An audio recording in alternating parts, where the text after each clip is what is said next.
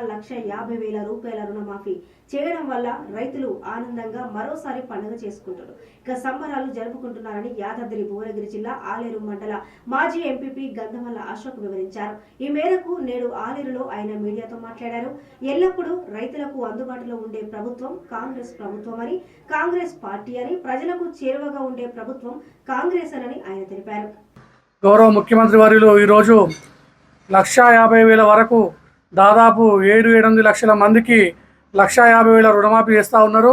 అందుకు గాను మా ఆలేరు మండలం నుంచి మేము ముఖ్యమంత్రి గారికి, అలాగే వ్యవసాయ శాఖ మంత్రివర్యులకు బట్టి విక్రమార్క గారికి, అలాగే మా ఎమ్మెల్యే బీర్ల ఎలయ్య గారికి, కోమటిరెడ్డి వెంకటరెడ్డి గారికి, తుమ్మల నాగేశ్వరరావు గారికి, మా ఎంపీ చావల కిరణ్ కుమార్ రెడ్డికి మా తరపున ప్రత్యేక ధన్యవాదాలు తెలియజేస్తూ ఉన్నాం.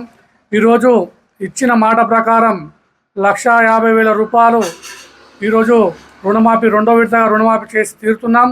అలాగే ప్రజలకు ఎల్లప్పుడూ అండగా ఉండే పార్టీ ప్రభుత్వం కాంగ్రెస్ ప్రభుత్వం, రైతులకు ఎల్లప్పుడూ అండగా ఉండే పార్టీ కాంగ్రెస్ ప్రభుత్వం. అదేవిధంగా ప్రజలకు అందరం కూడా అందుబాటులో ఉండి